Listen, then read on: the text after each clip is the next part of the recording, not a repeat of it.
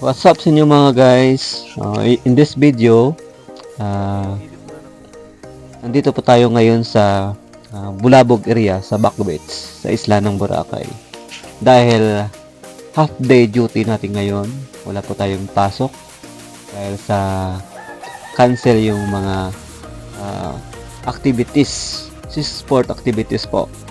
Dahil nag-announce po yung Coast Guard kaninang umaga na lahat ng mga activities, island hopping at saka iba pa na mga activities ay cancel. Okay, kaya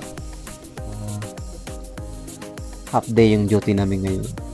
Dahil po sa sama ng panahon, lumakas po yung hangin at ulan kaninang umaga dahil po sa may bagyo.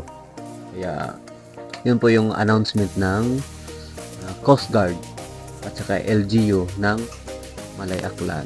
So ayan po, public viewing muna tayo ngayon, palakad-lakad muna tayo ngayon sa Bulabog Beach.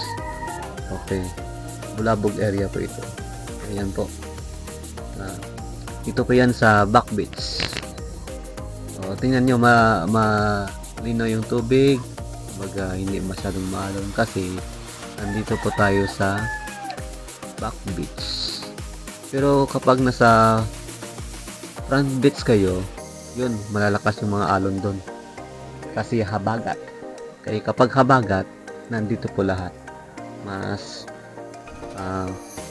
matauhay o matahimik dito ang dagat kapag habagat season. Kaya, ang ibang mga turista o bisita andito pumupunta.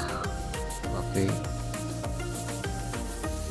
At dahil half day natin ngayon, wala po tayong pasok.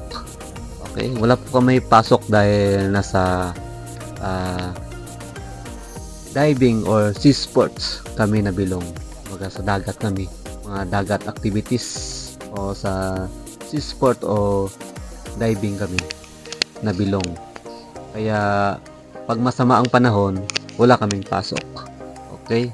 Swerte yung sa mga nasa hotel o nasa hindi nagtatrabaho sa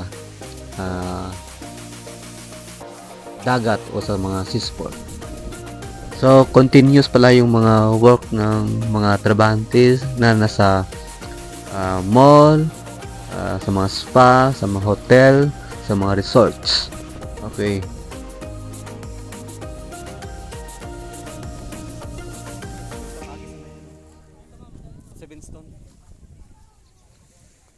So ayun guys, dito na po nagtatapos ang ating vlog o video. See you.